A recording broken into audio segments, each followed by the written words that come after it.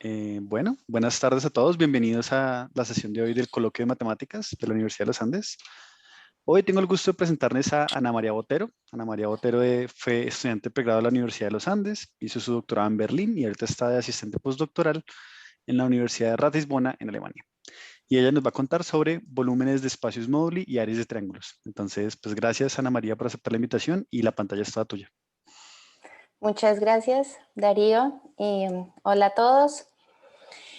Sí, muchas gracias por la invitación. Me alegra mucho poder dar esta charla y volver a la universidad, si sea de forma digital. Entonces, el título de mi charla es Volúmenes de espacios móduli y áreas de triángulos. Entonces, voy a empezar. Bueno, antes de que nada, quiero decirles que por favor hagan preguntas, cualquier cosa. No importa si me interrumpen o si escriben en el chat, de cualquier forma, las preguntas son bienvenidas. Entonces voy a empezar. Listo, entonces el plan de la charla es el siguiente. Voy a empezar hablando de un objeto combinatórico, que es el árbol de Stern-Brockott. Luego voy a pasar a un punto de vista un poco más geométrico y hablar de B divisores en variedades tóricas. Y luego vamos a ver una función múltiple de z, que es la función de Mordell-Thornheim, y un valor de esa función como el volumen de un espacio móduli. Y al final voy a hablar de las aplicaciones de todos los objetos que voy a introducir en la charla. Y estas aplicaciones son realmente la motivación para estudiar todas estas cosas.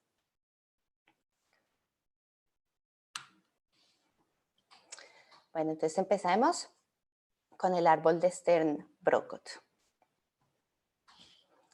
Como todos sabemos, el conjunto de los números racionales viene dado por elementos de la forma A sobre B, con A un número entero y B un número entero estrictamente mayor a 0, tal que son relativamente primos, A y B. Estos son números racionales en forma reducida. Y creo que todos hemos oído que el conjunto de los números racionales es un conjunto enumerable. Ahora, una forma de enumerar los números racionales se muestra en la siguiente figura. Entonces cogemos en las filas y en las filas aumentamos el denominador siempre por 1 y en las columnas vamos aumentando el nominador siempre por 1 y cogemos y simplemente los enumeramos por medio de las flechas que vemos en la figura. Ahora, yo creo que ya se dieron cuenta que esta forma de enumerar los números racionales tiene una desventaja. Es una desventaja porque números racionales pueden aparecer más de una vez, ¿cierto? Se repiten. Entonces, lo que queremos hacer es tratar de enumerar los números racionales de tal forma que cada número racional aparezca solamente una vez. Para esto vamos a definir la mediana de dos números racionales A, B y C sobre D, como simplemente cogemos y en el nominador ponemos la suma A más C y en el denominador ponemos B más D. Se puede probar que la mediana de dos números racionales en su forma reducida es un número racional reducido otra vez. Y el árbol de Stern-Brockott, este árbol fue descubierto por los matemáticos Moritz Stern y Achilles Brockott en el siglo XIX. Está definido de la siguiente forma, entonces lo vamos a describir. Vamos a poner en los extremos, en la extrema derecha y en la extrema izquierda, el 0, 1 y el 1, 0. Estos no son parte del árbol, pero nos sirven para describirlo. Y cada vez que vamos bajando, vamos a coger el que aparece a la izquierda y el que aparece a la derecha y vamos a calcular la mediana. Entonces, en este caso, la mediana de 0, 1 y 1, 0 es 1, 1. Vamos bajando, entonces, para definir el 1 sobre 2 es la mediana de 0, 1 y 1, 1. Vamos bajando y si queremos llegar a este 2 sobre 3 es la mediana de 1, 2 y 1, 1. Otro ejemplo, Llegamos a este 3/4 cogiendo la mediana de 2, 3 y de 1, 1. Y así sucesivamente se puede probar que esta forma cubre todos los números racionales y cada número racional aparece solamente una vez. Entonces, es este el árbol de Stern-Brockott. Otra forma de visualizar este árbol es mirando una resolución del cuadrante positivo. ¿En qué sentido? Empiezo con los vectores 0, 1 y 1, 0, y en la medida que voy bajando en el árbol, pues voy insertando los vectores o los rayos generados por los vectores de coordenadas, los elementos del árbol. Entonces, por ejemplo, arranco con 0, 1 y 1, 0, y el próximo rayo que voy a meter, pues va a ser el rayo generado por el vector 1, 1. Luego vamos a insertar dos rayos, uno generado por 1, 2 y el otro 2, 1. Y así sucesivamente. Esto nos va a dar una extenuación del cuadrante positivo, o sea, esta es una forma de cubrir todos los números racionales o todos los puntos con coordenadas racionales en el cuadrante positivo. Muy bien. Ahora, voy a introducir un objeto un poco más aritmético que viene de teoría de números, que es la función z de Mordell-Thornheim. Esta viene dada por la doble sumatoria, entonces vamos a sumar sobre m y n desde 1 hasta infinito y 1 sobre m a la S1, n a la S2, m más n a la S3, con S1, S2, S3, números complejos con parte real estrictamente mayor a 1. Así como para la función z de Riemann, se puede probar que esta función tiene una extensión meromorfa sobre todo C3 y satisface una ecuación funcional. Yo no voy a hablar mucho de esta función. Esta función fue estudiada por Mordell y Thornheim en los años 50. Lo que yo quiero hacer en este momento es calcular el valor de la función Mordell-Thornheim, el valor en 2, 2, 2, usando el árbol de Stern-Brockott. Entonces ese va a ser nuestro siguiente objetivo. Y para esto vamos a considerar la región F que vemos pintada en azul, que es la región en el cuadrante positivo acotada por la curva raíz de x más raíz de y igual a 1. Entonces vamos a considerar esa región y vamos a calcular el área.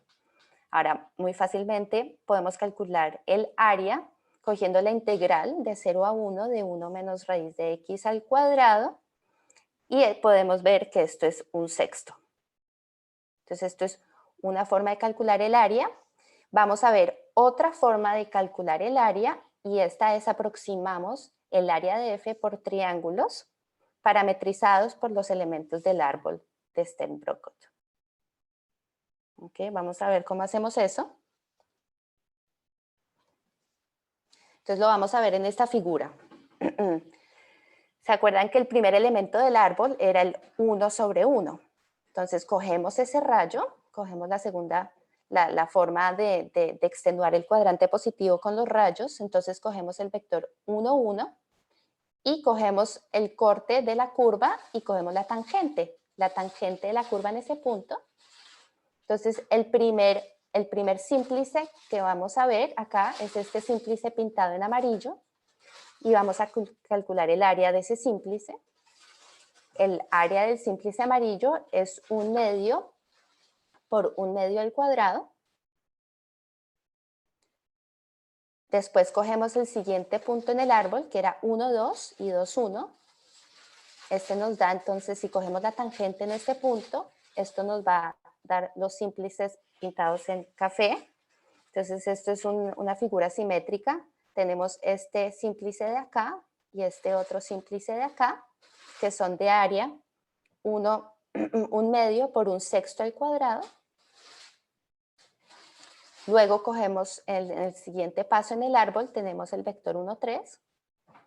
Esto nos va a dar el símplice pintado en rosado, que es 1/2 por 1 sobre 12 al cuadrado.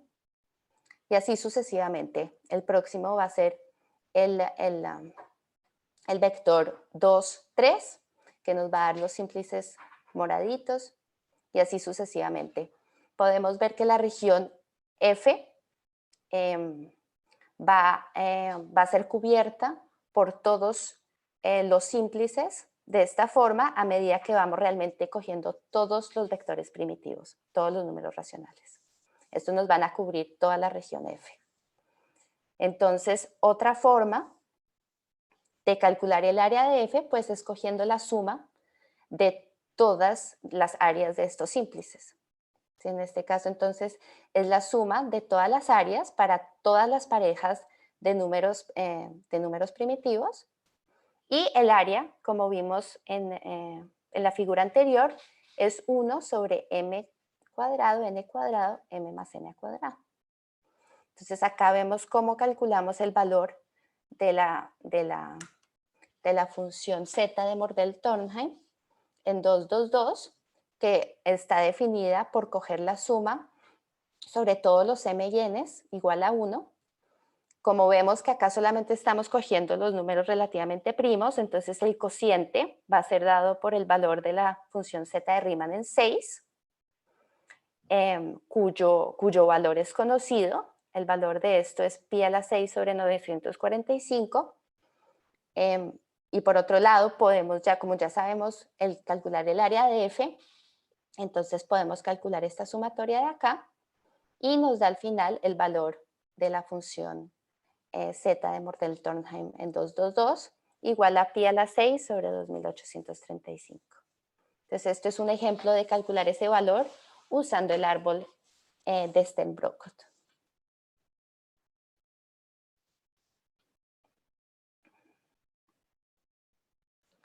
Muy bien. Si para esta parte no tienen preguntas, entonces, como les dije, cualquier punto que si tienen alguna pregunta, por favor háganla. Si no es el caso, entonces voy a pasar a hablar de B-divisores en variedades tóricas. Entonces vamos a pasar a un punto de vista un poco más geométrico. Entonces voy a fijar, para esta sección voy a fijar un par de objetos. Vamos a fijar un cuerpo K algebraicamente cerrado de característica arbitraria. Voy a fijar también una látice M y su látice dual N de dimensión N. Y vamos a fijar en el espacio vectorial correspondiente un fan completo y liso. Un fan es una unión de conos de tal forma que todas las caras de los conos sean parte del fan también y tal que la intersección de cada dos conos sea un elemento del fan también. Vamos con estos objetos dados, podemos definir la variedad tórica asociada. Esta variedad tórica, la propiedad más importante es que tiene una acción del toro, o sea, tiene un toro, este toro actuando sobre la variedad, y cualquier objeto geométrico dentro de esta variedad asociado a esta variedad, si lo llamamos tórico es porque le vamos a pedir una invariancia bajo esta acción, y todas las cosas tóricas, digamos, vienen descritas por la combinatoria de este fan. Por ejemplo, la variedad tórica viene con una estratificación natural dada por los conos, y esta estratificación invierte las dimensiones. Entonces los conos de dimensión I, que estoy denotando acá por sigma de I, corresponde a las subvariedades tóricas de dimensión n-i. En particular, los rayos del fan corresponden a divisores primos tóricos. De pronto, si ustedes no han visto variedades tóricas, de pronto vale la pena tener el próximo ejemplo en la cabeza, que es el ejemplo estándar cada vez que uno habla de variedades tóricas, que es el espacio proyectivo de dimensión 2. Entonces acá pinté el abanico o el fan correspondiente a esta variedad tórica. Entonces este fan tiene 3 conos de dimensión 2, que son sigma 0, sigma 1 y sigma 2. Tiene 3 conos de dimensión 1, que son tau 1, tau 2 y tau 0. Y tiene un cono de dimensión 0, que es el 0. Entonces estos corresponden a sus variedades históricas, invirtiendo los órdenes. Entonces el cono 0 va a corresponder a la clausura del toro, de la órbita del toro, que va a ser pues toda la variedad. Cada uno de los rayos van a corresponder a los hiperplanos ZI igual a 0 y los conos de dimensión 2 van a corresponder a los puntos fijos de P2, a los puntos fijos bajo la acción del toro.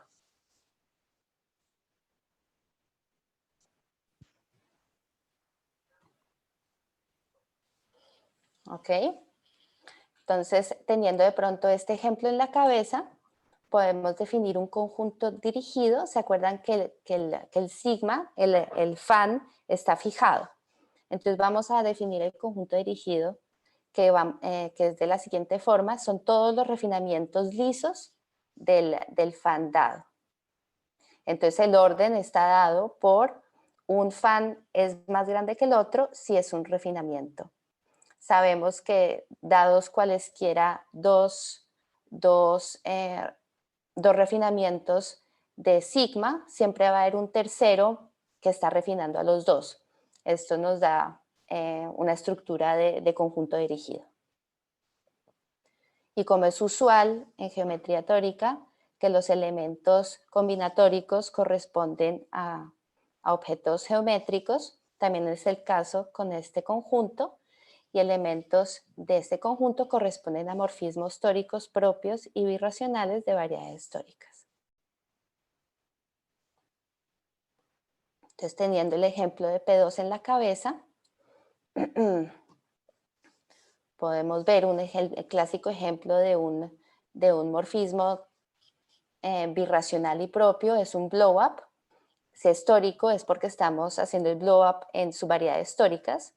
Entonces acá cogemos el punto fijado por el cono de dimensión 2, que es este cuadrante positivo, y la forma de hacer un blow-up de este punto es simplemente metiendo el rayito, el rayo que está subdividiendo este cono maximal.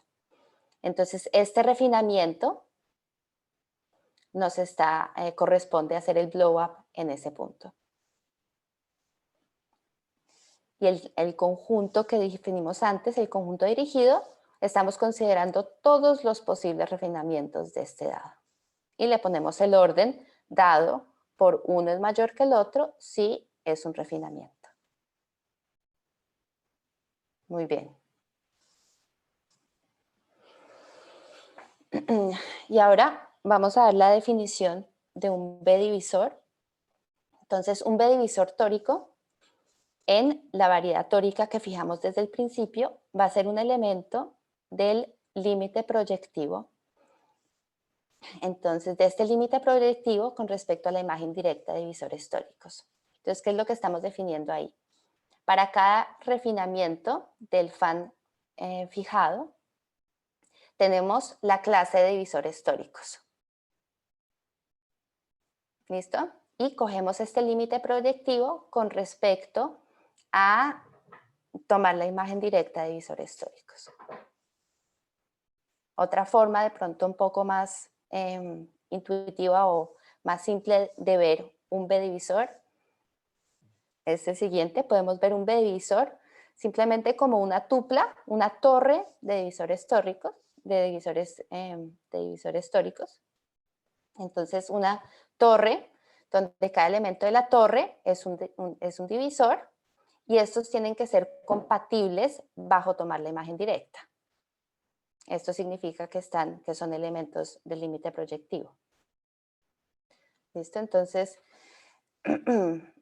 que sea compatible bajo la imagen directa significa que si uno está más arriba, si tomo la imagen directa, entonces tiene que coincidir con el que está más abajo. Luego vamos a ver ejemplos para que esto sea un poco más claro. decimos también que un B-divisor tórico es Cartier si está determinado en una modificación, en un refinamiento, si está, lo determina. ¿En qué sentido? Que si cojo otro refinamiento que sea más grande, entonces ese otro va a ser el pullback de donde está determinado. Por ejemplo, si arranco con un B-divisor tórico en cualquiera, por ejemplo, en el fan fijado, entonces puedo definir el B-divisor tórico simplemente cogiendo el pullback del divisor donde arranco. Y eso ya me define un B-divisor tórico por la fórmula de push-pull. ¿Listo? Entonces este es un ejemplo típico de un B-divisor tórico de tipo Cartier, y Cartier porque está determinado en este modelo.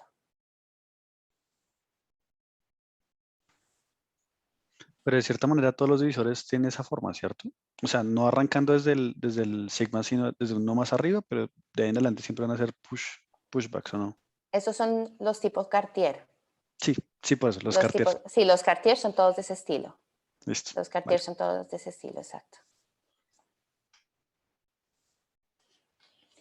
Y entonces, como vamos a ver que de pronto qué interpretación combinatórica le podemos dar a estos B-divisores, entonces resulta que hay una correspondencia biyectiva entre B-divisores tóricos y funciones cónicas en NQ, o sea, en todos los puntos racionales del espacio vectorial.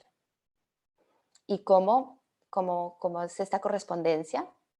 Arrancamos con un B-divisor tórico, que lo vemos como una tupla de divisores tóricos a lo largo de tomar refinamientos, y a ese le asociamos la función que coge un elemento, un vector primitivo, y le asocia el valor, que es menos el coeficiente. O sea, si coge un vector primitivo, ese vector primitivo corresponde a un rayo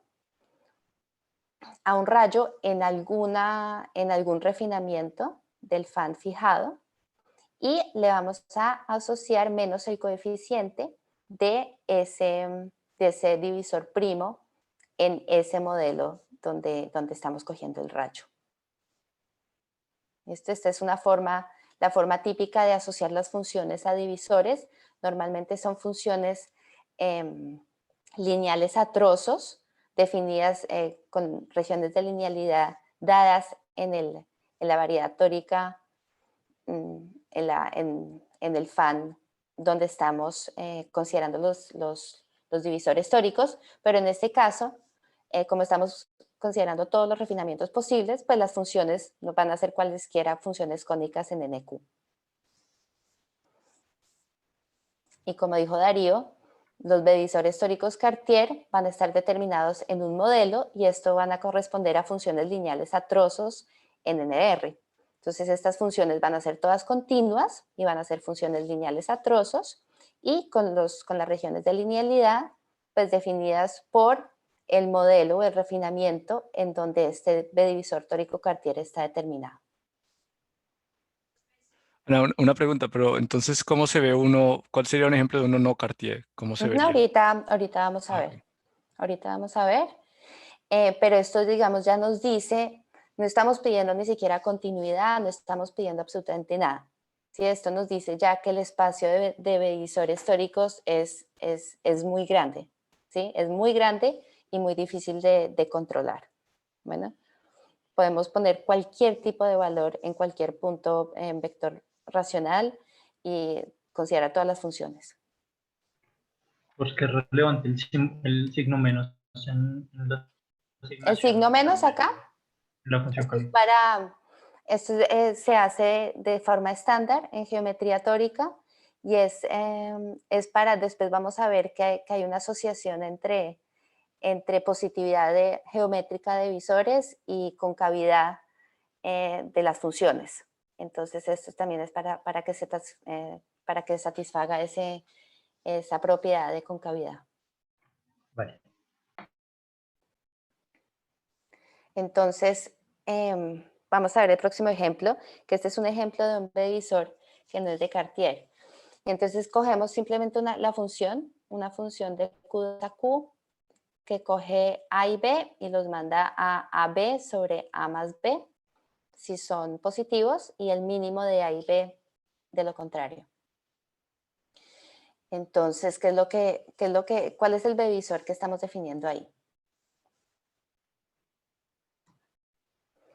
Entonces vamos a ver el B-visor como la tupla. Entonces arrancamos en P2 y queremos ver, bueno, cuál es el coeficiente de los vectores del B-visor primo correspondiente a los rayos. Entonces si cojo tau 0, me pregunto cuál es el coeficiente que le estoy dando a este divisor primo. Entonces miro a ver, listo, este esté generado por -1, -1.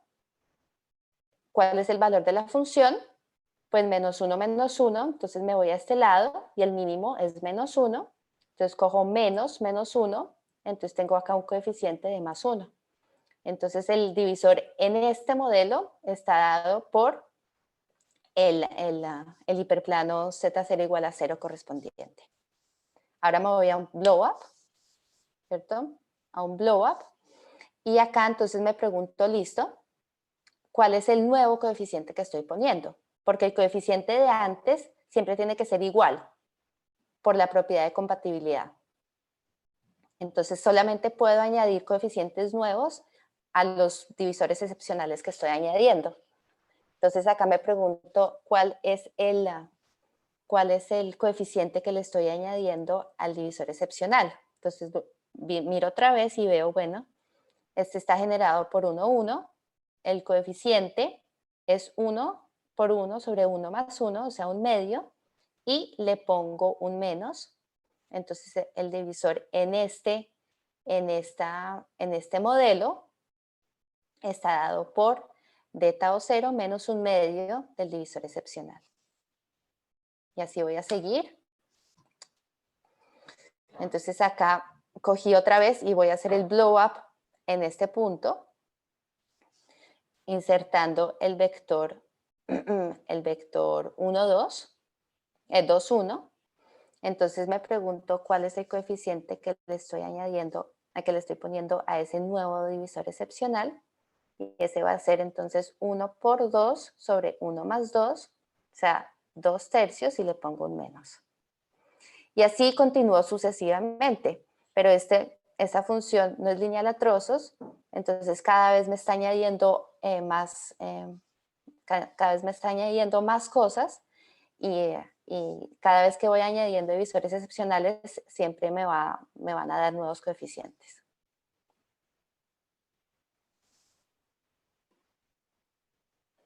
Ok, nuestro objetivo es desarrollar una teoría de intersección de este tipo de divisores. El problema es que, como ya habíamos visto antes, B-divisores en general corresponden a funciones cónicas. Y estos son muchos y no se pueden controlar. Entonces no podemos esperar tener una teoría de intersección de B-divisores tóricos arbitrarias. Vamos a tener que meterle una propiedades de positividad para tener algún tipo de control. Entonces, por eso vamos a hacer la próxima definición. Y decimos que un B-divisor tórico Cartier es NEF, o numéricamente efectivo, si su determinación es NEF.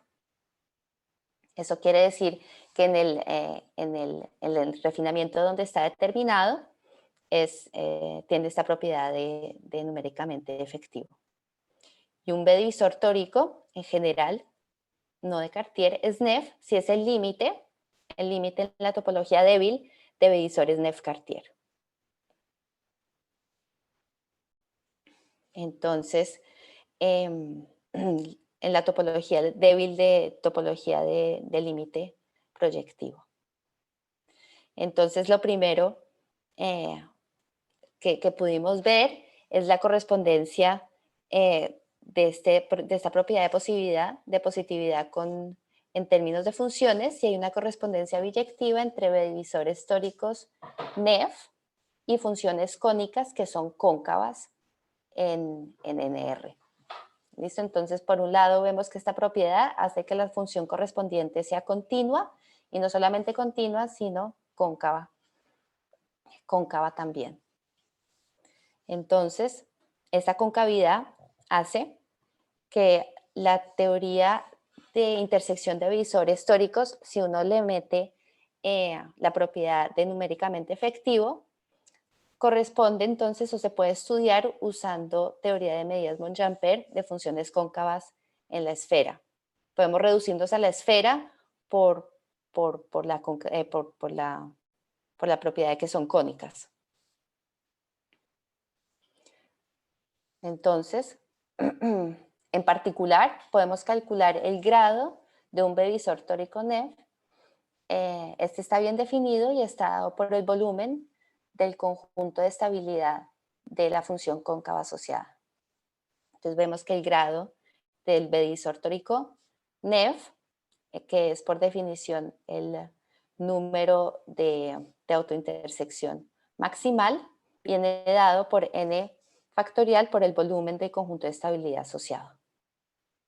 Esto generaliza el mismo teorema para divisores tóricos Cartier o divisores Cartier o divisores tóricos clásicos. Entonces, antes teníamos, si cogemos un divisor tórico Cartier, es decir, que está definido en un refinamiento, entonces tenemos asociada una función que es lineal a trozos, luego el conjunto de estabilidad va a ser un polítopo. Esto está generalizando ese resultado a cuerpos convexos en general.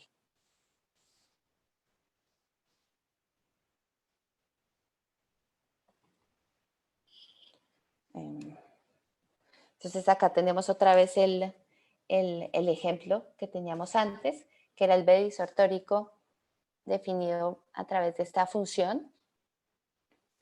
Esa función resulta que es cóncava, entonces significa que podemos definir el grado del B-visor correspondiente, y el grado lo podemos ver también en este dibujo. Acá tenemos el grado del divisor correspondiente a este refinamiento. Entonces lo que vemos que está pasando es que cada vez que vamos refinando o cogiendo blow-ups, lo que va pasando es que le vamos a quitar triangulitos cada vez más chiquitos. Entonces si insertamos este rayo, es como quitarle al volumen del polítopo el volumen de un pequeño triángulo. Y así sucesivamente, si insertamos esto equivale a quitarle el volumen de este triangulito de acá, y así hasta que al final nos da el conjunto de estabilidad de esa función, que es justamente esta región convexa de acá.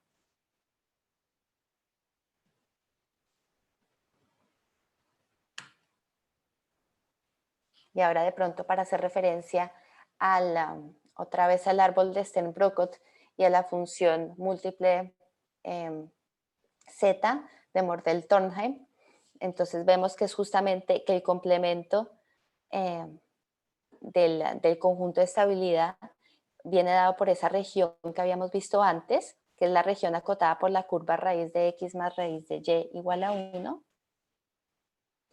Entonces podemos calcular también el grado del divisor, que es por el teorema que vimos antes, es 2 veces el volumen de estabilidad,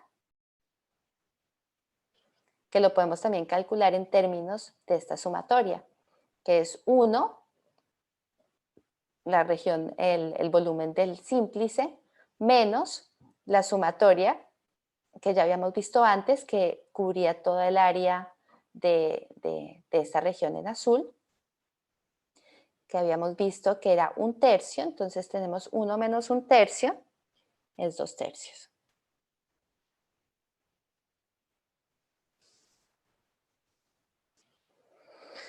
Entonces, para resumir un poco esta parte, lo que vimos, tenemos la teoría de intersección de divisores tóricos clásicas, y esto por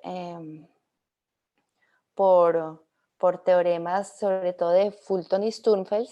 Esto equivale a estudiar el álgebra de polítopos. Entonces lo que nosotros hicimos fue un poco generalizar esto y decir, listo, la teoría de intersección de B divisores tóricos NEF equivale a estudiar el álgebra de cuerpos convexos. ¿ok? En particular, para n igual a 2, o sea, solamente en caso de dimensión 2, podemos realmente también asociarle valores de función múltiples z, como lo vimos en el ejemplo. Muy bien. Entonces, ahora creo que vamos a pasar a la próxima parte de la charla y vamos a ver otra vez el valor de la función z de Mordell-Thornheim asociada a un volumen de un espacio módulo. Entonces empezamos mirando la curva elíptica universal. Entonces, ¿qué es la curva elíptica universal? Tenemos aquí la curva modular, xn con un nivel de estructura. Esto significa que cada punto de esta curva, esto es una curva, o sea, dimensión 1, y cada punto de esta curva corresponde a una curva elíptica con cierto nivel de estructura. En este caso, un isomorfismo de su grupo enésimo de torsión. Entonces, cada punto de la curva corresponde a una curva elíptica con cierto isomorfismo de su grupo de torsión. ¿Listo? Entonces, eso es la curva elíptica universal, va a ser realmente la familia de curvas elípticas con ese nivel de estructura. O sea, es un objeto de dimensión 2. Sobre la curva elíptica universal hay un haz de línea distinguido, que lo voy a llamar L, que viene equipado con una métrica invariante, lisa. Es una métrica que viene naturalmente asociada a este haz de línea distinguido. No voy a hablar mucho de esto, pero podemos decir que las secciones globales están dadas por ciertas formas automorfas y la métrica se pide simplemente que sea invariante bajo este grupo de automorfismo y está definido muy naturalmente. Entonces hay dos formas de calcular el volumen de la curva elíptica universal. Uno es de forma algebraica, usando teoría de intersección algebraica.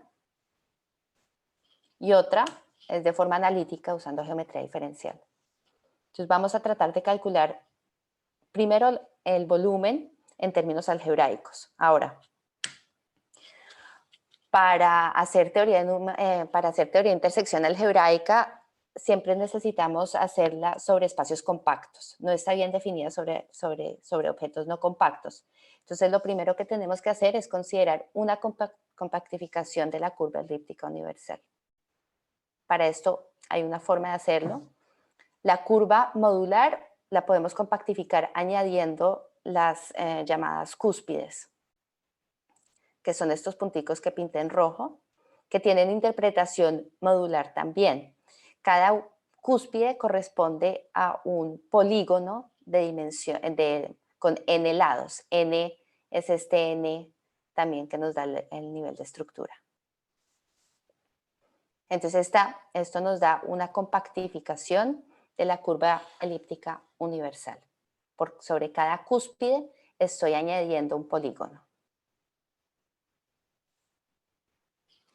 Entonces este haz de línea distinguido se extiende a la compactificación. Se puede extender con una métrica también. La métrica se extiende, pero la métrica va a adquirir singularidades. Y estas singularidades en este caso están concentradas en los puntos dobles.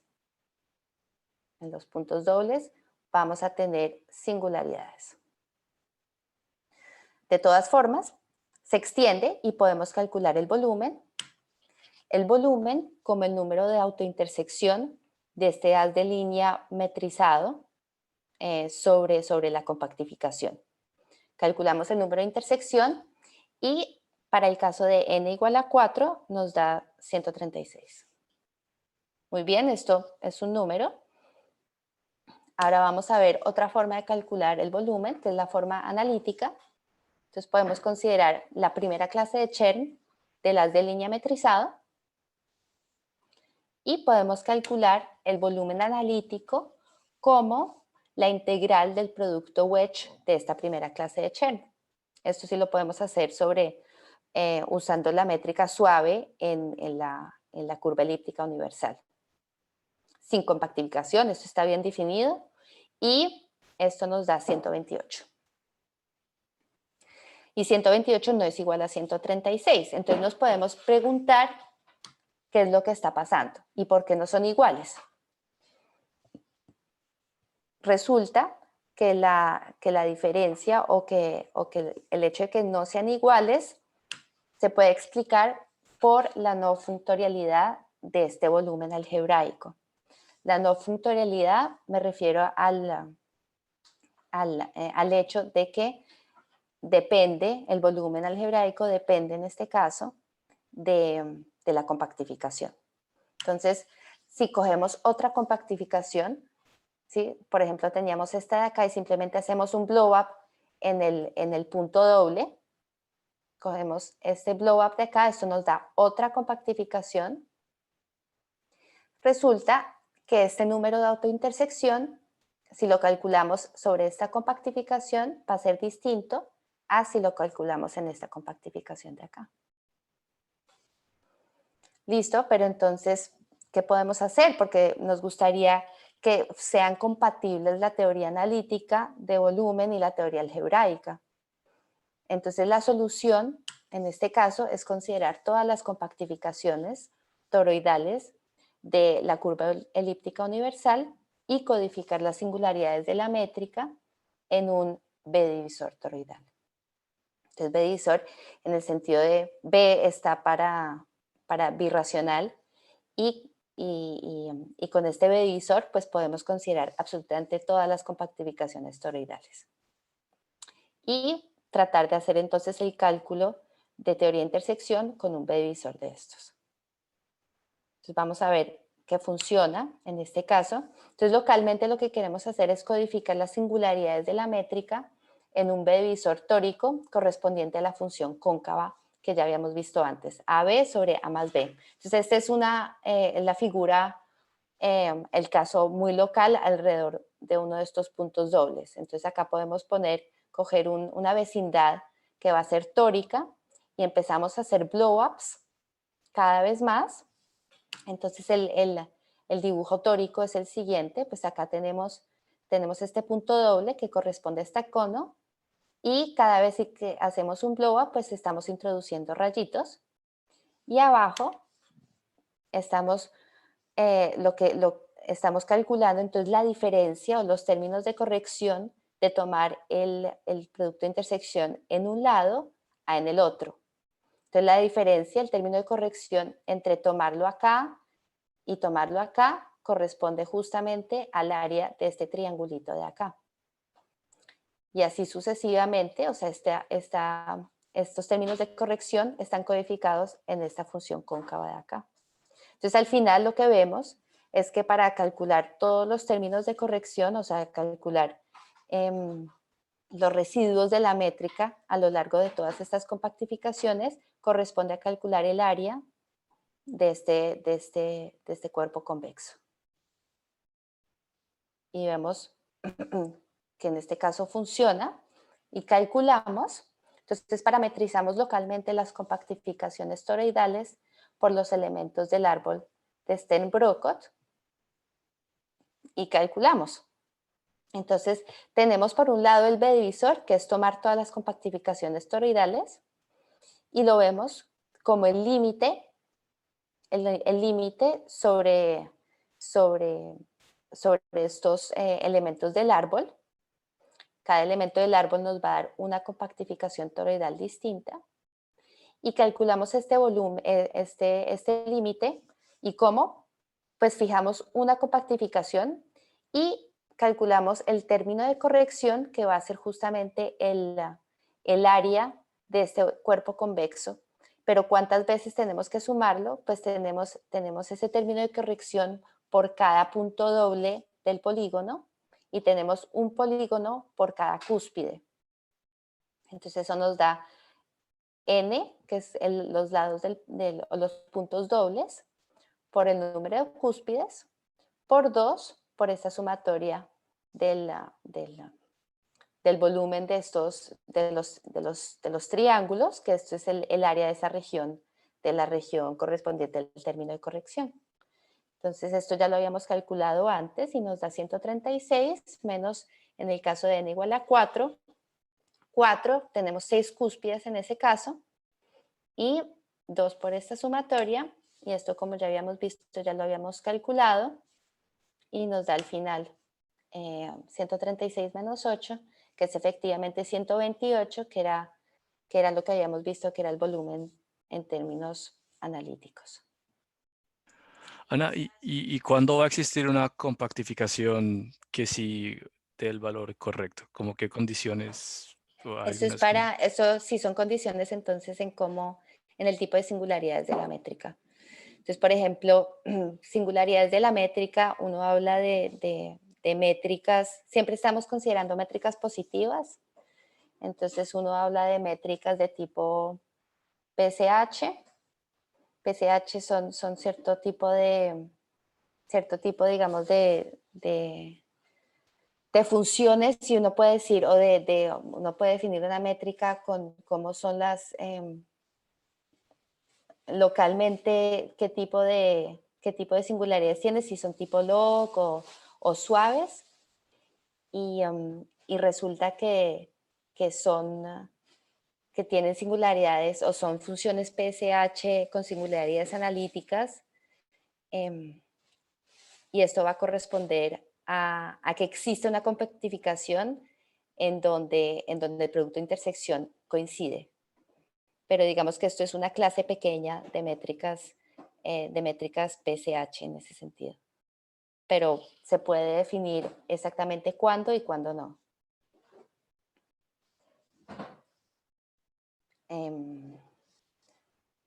Bueno, si no hay más preguntas, yo creo que de todas formas acá ya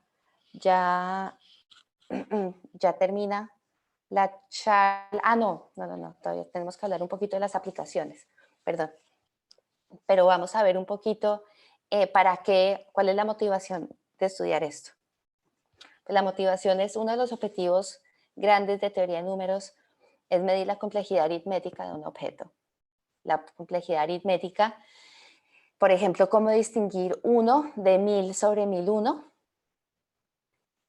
Para esto, entonces, matemáticos definieron el concepto de altura. La altura de un número racional reducido, P sobre Q, es el máximo del valor absoluto de P y el valor absoluto de Q. Entonces, en este caso vemos que efectivamente la altura distingue complejidad aritmética de 1 y 1000 sobre 1001. En general, queremos medir la complejidad aritmética de una variedad definida sobre un cuerpo de números. Y en este caso, la altura va a corresponder a números de intersección aritmética. ¿Qué es esto? ¿Cómo se hace? Entonces empezamos con una variedad definida sobre un cuerpo de números, por ejemplo, sobre los números racionales. Cogemos un modelo asociado que está definido sobre el cuerpo, sobre el anillo de números enteros, en este caso son los números Z. Entonces podemos ahí definir una intersección aritmética poniendo métricas hermitianas sobre los haces vectoriales holomorfos sobre los puntos complejos. ¿Sí? Entonces acá compactificas, en este caso, por ejemplo, podemos pensar en añadir aquí infinito a aspecto Z, y sobre este punto infinito vamos a poner acá métricas sobre los haces de línea complejos. Y entonces la altura o la teoría de intersección aritmética va a ser una combinación de teoría de intersección algebraica sobre las plazas no arquimedianas, o sea, acá sobre todos los números primos, y geometría diferencial sobre las plazas arquimedianas. O sea, acá vamos a usar geometría diferencial y sobre estas vamos a usar teoría de intersección. Por eso es necesario tener cierta compatibilidad entre la teoría de intersección algebraica y la teoría diferencial analítica. Entonces, para hacer teoría de intersección aritmética es necesario tener cierta compatibilidad entre ambas teorías. Entonces, investigación actual, un poco lo que se sabe hasta el momento, paramétricas lisas. El primero en estudiar y en desarrollar esta teoría de intersección fue Arakelov en el 75, que estudió el caso de dimensión relativa 1. Esto fue generalizado para dimensión relativa n por Gilles-Soulet en los 90. Y luego se extendió a métricas no necesariamente lisas, sino singularidades, pero son singularidades muy leves, tipo logarítmicas. O sea, uno puede pensar en funciones que bajen tipo logaritmo en 0. Y esta extensión fue por Burgos-Kramer-Kuhn a principios del 2000. Pero simplemente esta extensión ya hizo que se pudieran definir números de intersección aritmética en haces vectoriales automorfos en variedades Shimura. Estos son variedades, digamos, muy ricas aritméticamente. Ejemplos son espacios de móduli de variedades abelianas. Una pregunta natural, entonces, es qué pasa para variedades Shimura mixtas. Estos son los objetos universales, entonces espacios móduli universales de variedades abelianas, familias de variedades abelianas. Para este caso, las métricas, como vimos en el ejemplo anterior, ya no son singularidades tipo log. ¿Sí? Estas singularidades tipo log realmente no generan ningún tipo de residuo. Todo se puede calcular en el primer modelo. No toca ni siquiera irse a divisores Cartier, sino que todo queda en la primera parte. Entonces, pues la idea es tratar de mirar si de pronto usar divisores ayudan a construir una teoría de intersección aritmética en este tipo de variedades. Y yo creo que ahí finaliza la charla. Por favor, cualquier pregunta, bienvenida y muchas gracias. Bueno, muchas gracias, Ana María. ¿Hay alguna pregunta de los asistentes?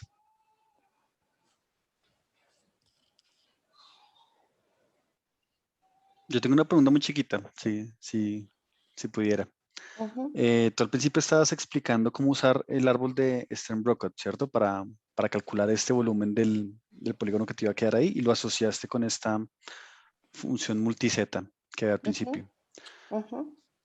Pero a mí me dio la impresión de que, o sea, el árbol estaba diseñado para que funcionara con Z222. ¿Esto sí es así o uno puede usar el mismo árbol para hallar la función multizeta en otros valores? No, ese árbol da para encontrar, para asociar volúmenes de cuerpos convexos en dimensión 2 con sumatorias infinitas. Okay. Entonces tocaría ver, y dependiendo del cuerpo convexo con el que arranques, te va a dar una serie distinta. Entonces sería interesante encontrar otros ejemplos que otro tipo de funciones Z o funciones corresponden a estas series, digamos. Ok. Pero el árbol lo que te da es un orden de ir, es un orden simplemente de ir resolviendo. Pero eso correspondía con los coeficientes de las sumatorias que salían, ¿o no? Sí, pero estas sumatorias, digamos, no los coeficientes, sino los vectores, y los coeficientes son los que te dan lo que te da el cuerpo convexo. Sí, tienes razón. Vale. Y la otra pregunta que tenía era, o sea, en el ejemplo que tú tenías de calcular el volumen aritmético y el volumen algebraico, ¿cierto? De alguna manera, o sea, lo que tú estás haciendo es explicar la diferencia entre las dos cosas por medio de, pues no sé exactamente qué es, pero ¿puedes volver un momentico la fórmula? Creo que eran, o sea, como que todo, hacías el volumen y lo que decías era como hacer simultáneamente todas las posibles formas de resolver las cúspides, ¿cierto? Exacto.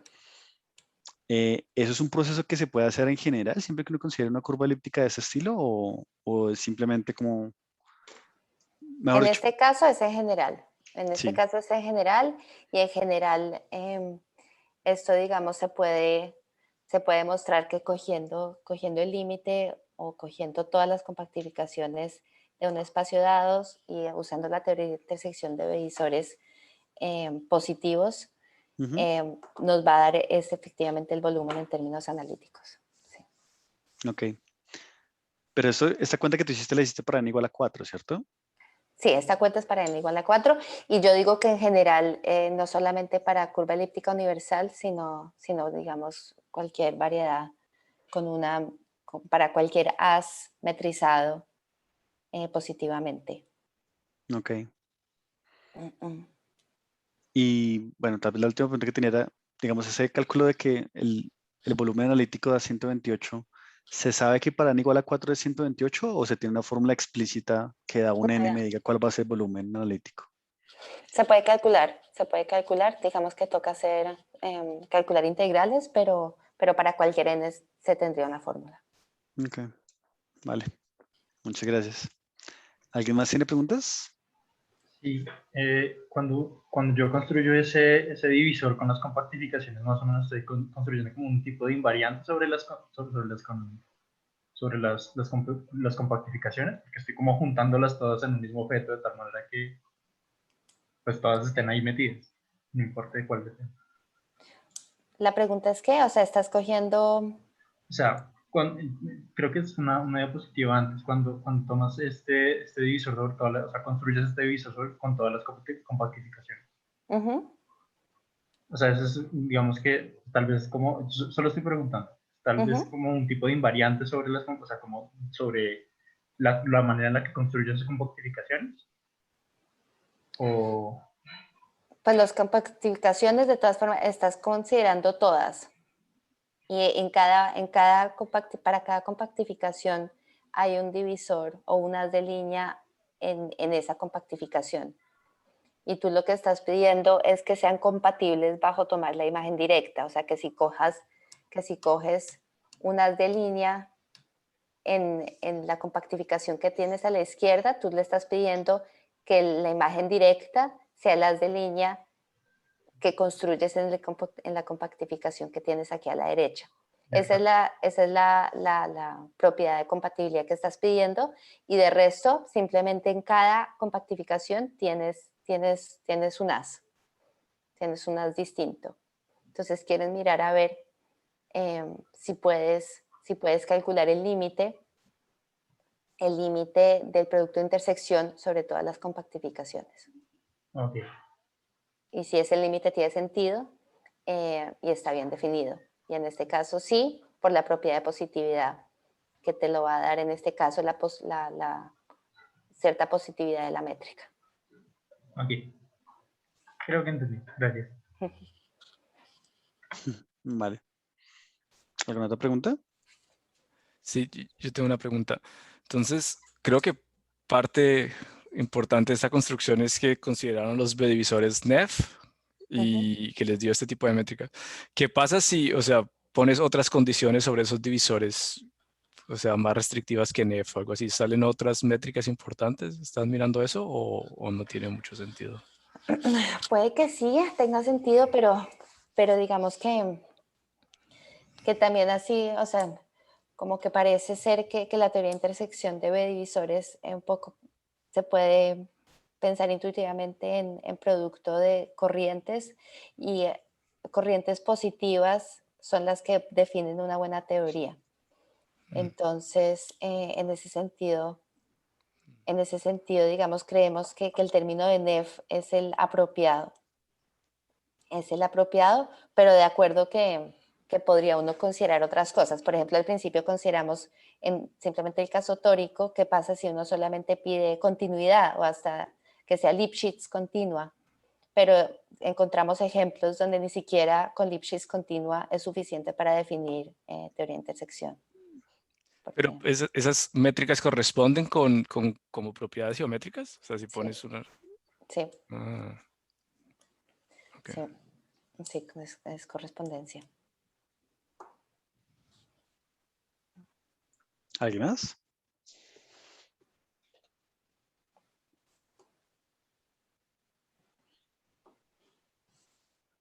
Bueno, pues si no hay más preguntas, entonces agradezcámosle de nuevo a Ana María por la charla. Em, Gracias por la introducción a la teoría de divisores tóricos. Y entonces les recuerdo que la próxima semana vamos a tener la charla de Alejandra Rincón. Entonces, pues nada, nos vemos la próxima semana a las 4 y muchas gracias por venir. Chao a Vale, todos. muchas gracias. Chao, Ana María, gracias. Chao, gracias. Gracias.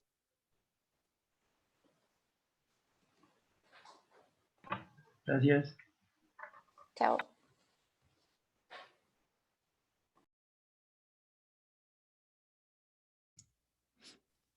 Chao, Sebastián. Chao. Gusto en verte. Charlamos. Lo mismo. Chao.